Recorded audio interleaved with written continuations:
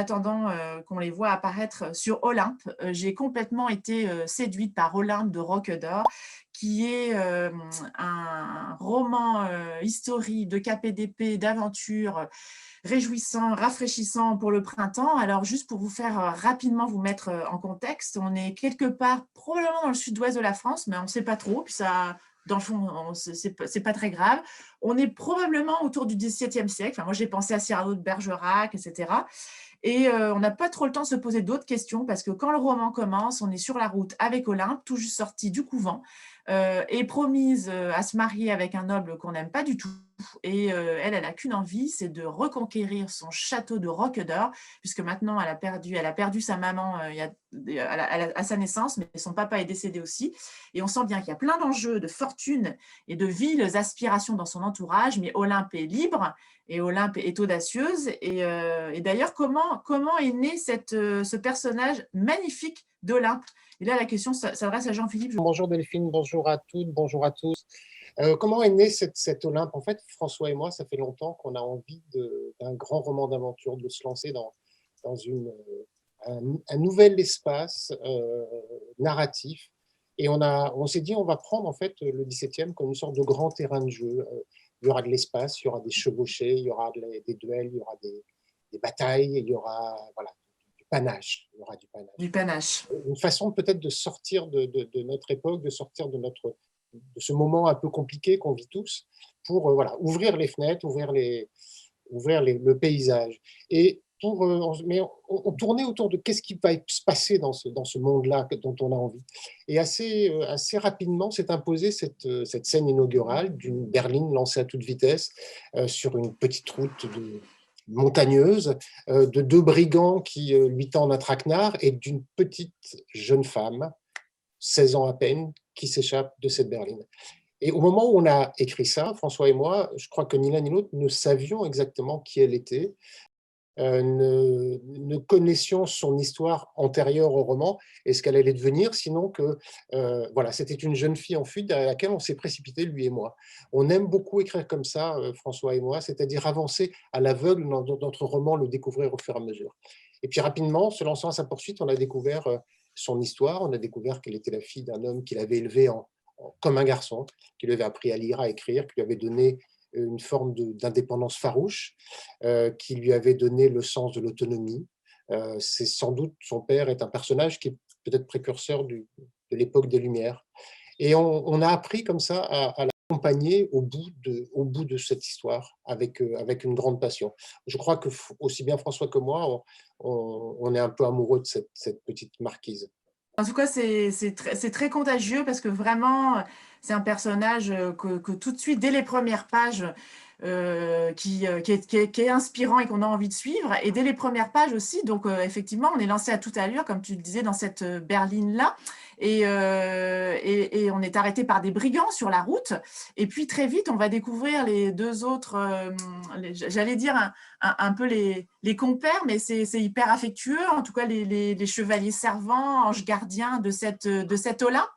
J'ai pas pu m'empêcher quand même, Jean-Philippe, de penser à vous aussi dans ces deux personnages qui vont entourer Olympe et qui vont en fait très spontanément presque se mettre à son service ou en tout cas l'accompagner et vont la protéger vers ce château et cette reconquête de Roquedor. Alors François, complice de Jean-Philippe, que j'ai vu aussi apparaître, cette question s'adresse à toi.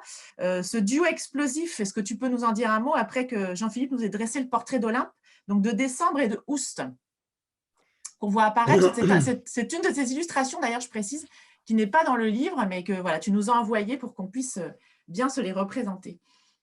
Oui, alors, ces deux personnages, Décembre, c'est un vieux soldat qui est équipé d'une casaque de cuir, de bottes retroussées, d'un large chapeau, un petit peu justement à la Cyrano.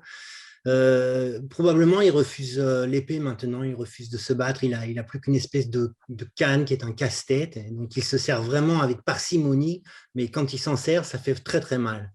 Et il a perdu son passé, il ne sait pas vraiment... il y a eu un épisode qui lui a fait complètement oublier son passé.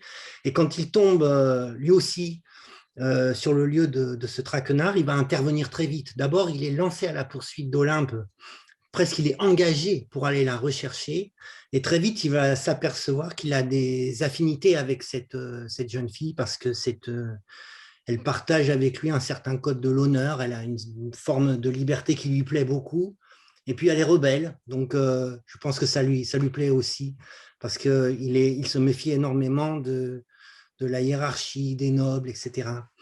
Et quant à Oust, c'est un gaillard qui est un jeune marin déserteur qui s'est échappé des geôles de son bateau. Et lui, il est tout à fait là par hasard dans une rivière. Il va rencontrer Olympe et c'est un jeune homme qui, dès qu'il voit une jeune fille, il a tendance à bégayer. Il est très, très ému très rapidement. Mais ça ne se passe pas très bien pour lui parce qu'elle n'a pas de temps à perdre. Elle doit fuir et elle ne veut pas, comment dire, être bloquée par ce garçon. Donc, il est en train de se baigner, elle disperse ses habits, etc. Et il se sauve. Et Décembre va rencontrer Oust. Et c'est cette espèce de duo, de tandem un petit peu bancal, un petit peu bizarre, une figure paternelle, une figure quasi amoureuse pour Oust, qui vont d'abord se lancer à la poursuite d'Olympe et puis ensuite progressivement qui vont vraiment la protéger parce qu'ils vont s'apercevoir que vraiment il y a des types derrière elle qui ne sont pas très sympathiques. Alors ça pourrait paraître un livre en costume.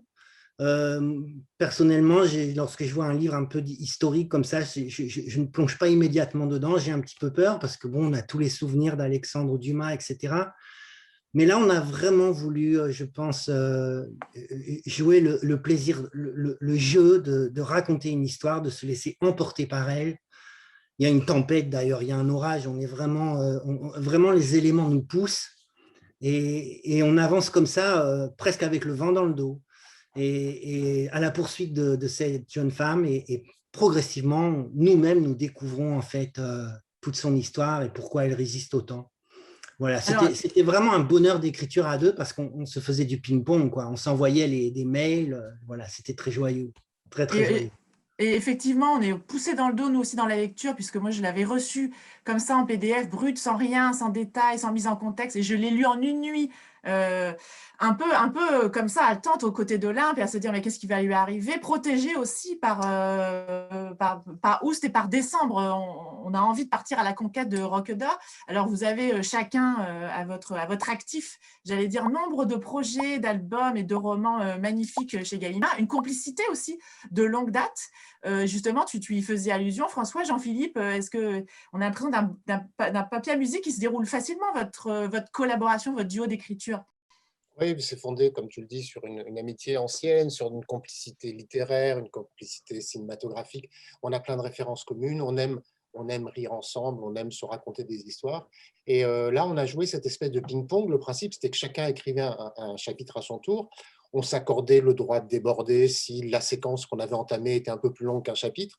Et puis, on s'envoyait ça. Au début, on rentrait dans la langue de l'autre en apportant quelques changements pour se mettre le texte vraiment, j'allais dire, en bouche, comme dirait un comédien, disons plutôt entre les doigts, quoi. Voilà, pour qu'on soit à l'aise avec le texte de l'autre. Et très rapidement, on a trouvé une espèce de langue commune, et c'était assez génial comme expérience, qui est tout à fait celle de François et tout à fait la mienne, mais pas exactement la mienne, ni exactement celle de François. Une espèce de partage, comme ça, un territoire commun assez formidable, parce que l'idée, je crois, c'est que dans ce type d'écriture, le lecteur ne soit pas gêné par le fait qu'on change d'auteur, comme on changerait de cheval. Il faut qu'on ait la même allure, lui et moi. Cette écriture commune a permis cette expérience étrange pour moi d'avoir un livre qui se développe dans mon imaginaire, mais mon imaginaire est enrichi par celui d'un autre. Et j'avais l'impression que toujours François me poussait plus loin, m'ouvrait de nouvelles portes. Et le troisième effet que j'ai éprouvé, que je trouvais assez génial, c'est que comment pouvez-vous ne pas reprendre à la volée un chapitre de François dans lequel il s'est passé des milliers de choses? Il faut être à la hauteur de la chose. Donc, immédiatement, quand on recevait le chapitre de l'autre, ça donnait envie de poursuivre, de reprendre ça au vol. Et ça a créé, je crois, à l'intérieur de ce livre, une énergie folle. Et dans l'écriture, ça a été un moment de bonheur. On a écrit ce livre vraiment au galop. et j'espère que ça se ressent pour le lecteur aussi. Alors, en tout cas, je confirme que moi, si vous l'avez écrit au galop, je l'ai lu à la même cadence. Et tu disais à quel point, effectivement, l'imaginaire aussi de François enrichissait le tien et à quel point vous vous nourrissiez l'un de l'autre et de votre imaginaire. Alors, je ne peux pas m'empêcher, pour terminer, justement, de vous faire découvrir deux des illustrations de François, ce supplément d'âme, j'allais dire. Moi, quand j'ai lu le texte brut, il n'y avait aucune illustration. Ça ne m'a pas empêché d'avoir un vrai bonheur de lecture. J'avoue, après, quand on peut faire un petit temps de pause, se perdre comme ça dans la richesse des détails de ton dessin. Donc, justement, un mot François, pour cet enrichissement du texte. Est-ce que les illustrations, justement, tu les as faites pendant aussi votre galop, ou c'est à part et tu le fais après, une fois que tu es un petit peu au repos et que tu respires? Non, j'avais envoyé aussi, on travaillait un petit peu, quand on travaillait ensemble, je faisais quelques petits croquis de temps en temps, mais vraiment très très peu. Mais en fait, par exemple, on s'est posé la question du costume, etc., de décembre. Mais assez rapidement, en fait, c'est le texte qui a emporté, qui a donné l'énergie, qui nous a emportés. Et effectivement, j'ai pris un petit temps de repos. Mais oui, j'avais envie de l'illustrer parce que c'est un sud-ouest imaginaire, c'est le pays des cadets de Gascogne, de Carbone, de Castel-Jaloux, Perceboden et Cassetrogne sont nos sobriquets les plus doux. Voilà, il faut rendre ce terroir peut-être d'une autre façon.